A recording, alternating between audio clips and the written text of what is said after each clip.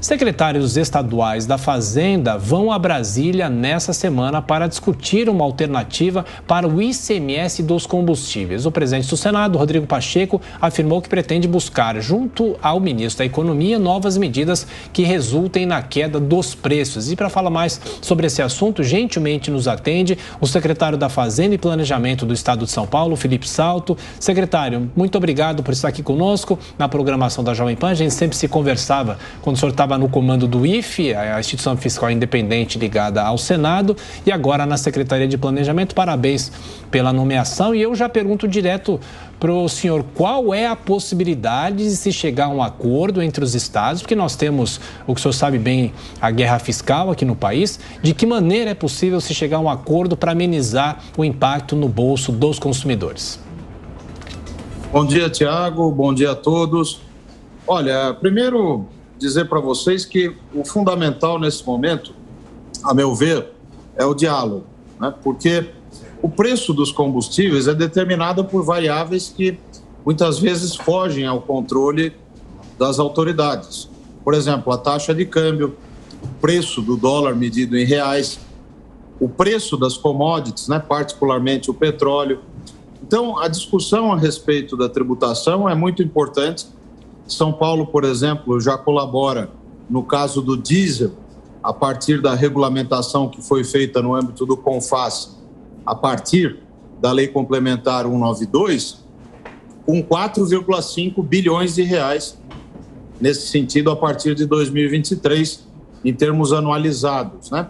Isso significa que essa mudança da chamada alíquota ad valorem para uma alíquota ad rem, que é uma alíquota em reais dentro do preço, ela já leva a uma contribuição importante por parte dos estados. Então, o nosso objetivo, e eu irei também na quinta-feira a convite do Décio Padilha, o secretário que preside o CONCEFAS, né, esse núcleo, esse colegiado de secretários da Fazenda, justamente para a gente poder tentar chegar a um consenso a respeito dos caminhos possíveis para que se tenha um resultado um pouco melhor do ponto de vista dos preços lá na ponta para a população. Sim.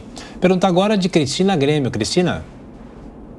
Bom dia, secretário. Queria saber como é que está a relação dos secretários de Fazenda com o ministro da Economia ou a equipe do Ministério da Economia. A gente está vendo o Legislativo se movimentando aí através do presidente do Senado, mas como que está a relação com o Executivo nessa questão do ICMS mesmo, dos combustíveis?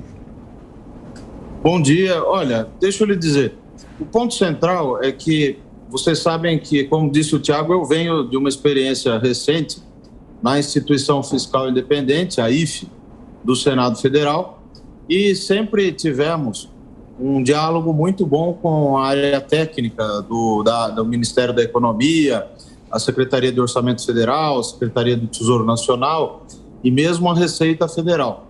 Então, a minha expectativa é que agora, como secretário de Estado da Fazenda, aqui em São Paulo, nós possamos continuar tendo esse bom diálogo no campo técnico para que a população, em última análise, possa ser beneficiada pelas medidas, por assim dizer, que sejam adotadas no âmbito do ICMS ou mesmo em outras questões.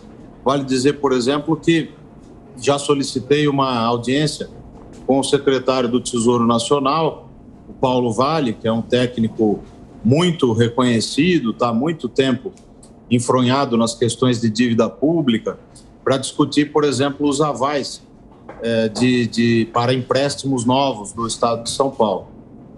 Amanda Klein.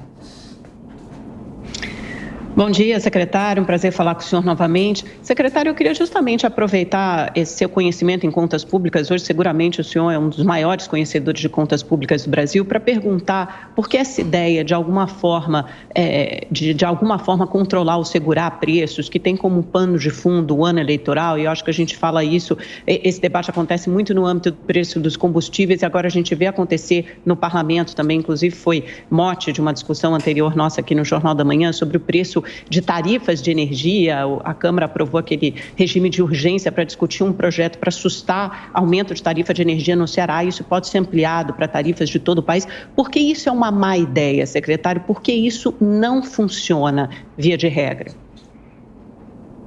Amanda, o ponto central é que preço é uma variável que decorre das forças de mercado, de oferta e de demanda. É claro que você tem mercados que são mais ou menos concentrados e também tem mercados que são mais ou menos influenciados pelos preços internacionais. É o caso do petróleo, né?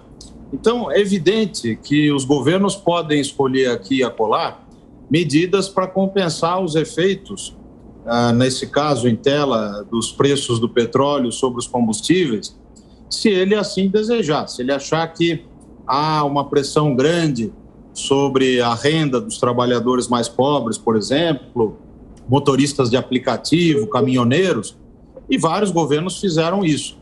A questão é qual o instrumento mais adequado para promover esse tipo de compensação, sem prejudicar os resultados, por exemplo, da Petrobras, a dinâmica, né, dos mercados que nós estamos tratando. Então, o subsídio, por exemplo, direto para as pessoas que mais são afetadas e que têm renda mais baixa, é um dos caminhos possíveis. A chamada conta de estabilização de preços do petróleo, que foi também aprovada recentemente pelo Congresso Nacional, também pode ser um caminho. Só que, como sempre, o diabo mora nos detalhes, né? Porque a conta de estabilização, por exemplo, se for feita da forma como está aí posta, a depender da regulamentação, vai acabar beneficiando, por exemplo, nós que estamos aqui nessa sala virtual, né? Sim. Assim como aqueles que realmente vão precisar dessa compensação. O ideal é que benefícios, políticas dessa natureza sigam o princípio da focalização. Então, não é pecado mortal, nem pecado venial, às vezes é, você avançar sobre medidas que ajudem, né, que amenizem os efeitos de determinados preços sobre a vida das pessoas. A questão é a forma. Secretário Felipe Salto, a pergunta de Ricardo Salles. Felipe, bom dia. Eu, justamente nesse ponto de medidas que atenuem os efeitos do aumento de preço sobre as pessoas, eu estou me recordando aqui, desde o início da pandemia, governos estaduais, e aqui para não indicar nenhum em especial, não só não fizeram o que o governo federal fez de parcelar impostos, reduzir a alíquota, criar programas de auxílio, como muitos, né, aumentaram impostos, simplesmente dizendo que estavam acabando com isenções. E mais, eu vi agora, na data de ontem, uma pesquisa especificamente sobre combustível, mostrando o aumento de arrecadação de janeiro a março deste ano, 2022, de ICMS dos estados, em relação a janeiro a março de 2021, um aumento de quase 32 bilhões de reais. Minha pergunta é a seguinte: os estados, aí não o estado comum, estados nível estadual de federação, não precisariam fazer algum esforço diante desse aumento bastante significativo de ICMS, algum esforço no nível estadual para ajudar a atenuar o impacto dos combustíveis para o consumidor? Quer dizer, não está faltando um esforço adicional do nível estadual na parcela de ICMS no preço? Oi, Ricardo. Olha, na verdade, os estados já estão promovendo esse esforço, porque a dinâmica da arrecadação, e eu disse muito isso enquanto estava até há pouco tempo na Instituição Fiscal Independente, ela tem sido muito influenciada, de um lado, pela recuperação que aconteceu no ano passado, em cima de uma recessão de 2020, e a receita do ICMS, que é o principal imposto estadual, também refletiu essa dinâmica, mas principalmente por três variáveis que têm a ver com preços, né? A taxa de câmbio, os preços das commodities e a própria inflação, que é influenciada pelas outras duas. Então, a gente tem que ter cuidado, porque esses resultados, por exemplo, no caso de São Paulo, a receita de ICMS do ano passado cresceu 17% acima da inflação. A projeção mais recente que nós temos aqui na Fazenda é de que deverá crescer em torno de 3% neste ano de 2022. Então, já é uma dinâmica bem mais branda. Mas, por outro lado, Ricardo, o peso dessa regulamentação, por exemplo, para o caso do diesel, no âmbito do CONFAS, quer dizer, vale lembrar para quem está nos ouvindo que houve a aprovação de uma lei complementar, a de número 192, que modificou a tributação do ICMS sobre os combustíveis.